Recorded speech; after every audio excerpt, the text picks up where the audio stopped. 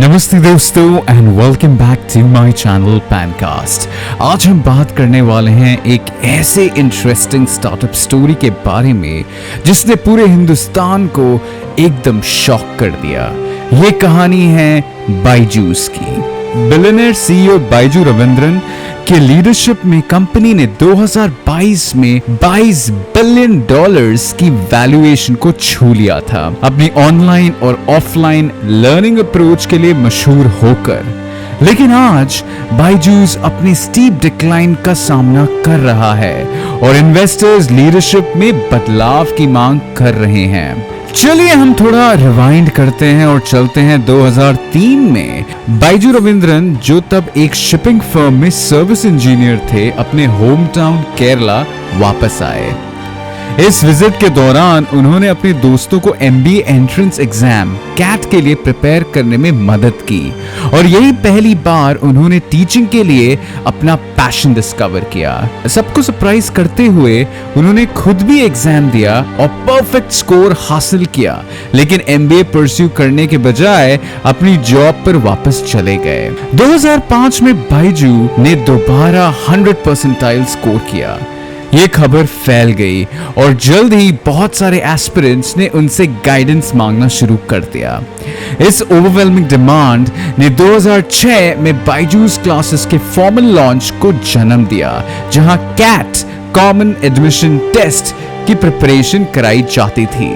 बायजूस की cat preparation में सफलता ने एक्सपेंशन का रास्ता खोला।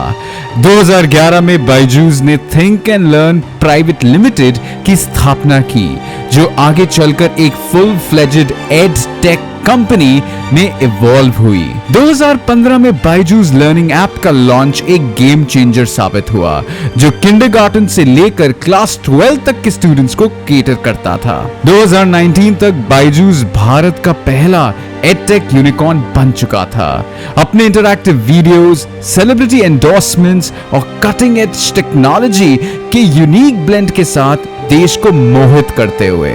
लेकिन बायजूस का मीटियोरिक राइज एक टर्बुलेंट फॉल के साथ फेस हुआ। कोविड-19 पैंडेमिक के दौरान रैपिड एक्सपेंशन के बाद कंपनी को कैश फ्लो इश्यूज का सामना करना पड़ा। $1.2 बिलियन लोन के ऊपर एक लीगल डिस्प्यूट ने उसकी प्रॉब्लम्स को और बढ़ा दिया। टॉक्सिक वर्क कल्चर और एम्प्लॉइज पर इमेंस प्रेशर के एलिगेशंस ने आग में घी डाल दिया। जून 2023 में बायजूस के इन्वेस्टर्स प्रोसेस ने कंपनी की वैल्यूएशन को 75% तक रिड्यूस कर दिया, जिसका रिजल्ट लेऑफ्स और फाइनेंशियल मिसमैनेजमेंट के एलिगेशंस में निकला। बायजूस की parent company Think and Learn Private Limited employ PF funds का पेमेंट ना करने पर स्क्रूटनी में आ गई और गूगल और फेसबुक ने अनपेड एड ड्यूज के लिए उसको सस्पेंड कर दिया। पैंडेमिक के दौरान बायजूस ने सिर्फ भारत में नहीं बल्कि US में भी एक्विजिशन की स्प्री चलाई। ग्लोबल एक्सपेंशन के लिए उसने Indian cricket team football world cup को स्पॉन्सर किया और लायनल मेसी जैसे फुटबॉल लेजेंड को अपना ग्लोबल एम्बेसडर बना दिया। लेकिन जब दुनिया फिजिकल क्लासरूम्स में वापस आई तो बायजूस की ग्रोथ स्लो हो गई और उसका फाइनेंशियल मिसमैनेजमेंट सरफेस पर आने लगा।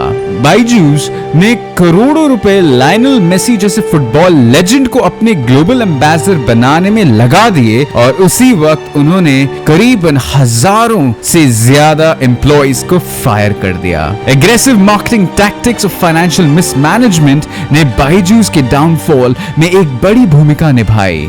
स्पॉन्सरशिप्स और सेलिब्रिटी एंडोर्समेंट्स ने उसके फाइनेंसेस पर प्रेशर डाला, जिसका नतीजा 2021 में 1.2 बिलियन लोन डिफॉल्ट में निकला। Delayed financial reporting, top executives के रेजिग्नेशंस और एक स्टीप डिक्लाइन इन वैल्यूएशन ने बायजूस के लिए एक ट्रबलिंग पीरियड की शुरुआत की। नवंबर 2023 तक स्थिति इतनी बिगड़ गई कि बायजू रविंद्रन को एम्प्लॉय सैलरीज के लिए लोन सिक्योर करने के लिए अपनी पर्सनल प्रॉपर्टीज को मॉर्गेज करना पड़ा। कंपनी की वैल्यूएशन अब सिर्फ $1 बिलियन के आसपास आ गई, जो उसके पीक से एक बड़ी गिरावट थी। बायजूस के लिए आज लेटेस्ट चैलेंज चैलेंज उसके शेयर होल्डर्स की तरफ से फाउंडर्स को टॉप लीडरशिप रोल से हटाने के रेजोल्यूशन के रूप में सामने आया है। अब कंपनी की वैल्यूएशन $1 बिलियन से $3 बिलियन के बीच है और एक टाइम पर थ्राइविंग रह चुकी ये एडटेक जायंट अब क्रॉसरोड्स पर है। बायजूस के आगे क्या होगा ये तो वक्त ही बताएगा। सुनने में आया है कि बायजूस ने अपने एम्प्लॉइज का इनकम टैक्स तो काटा है, लेकिन आज तक उन्होंने इनकम टैक्स गवर्नमेंट को नहीं दिया है। आगे देखते हैं बायजूस के साथ क्या होता है। अगर आपको ये वीडियो अच्छा लगा हो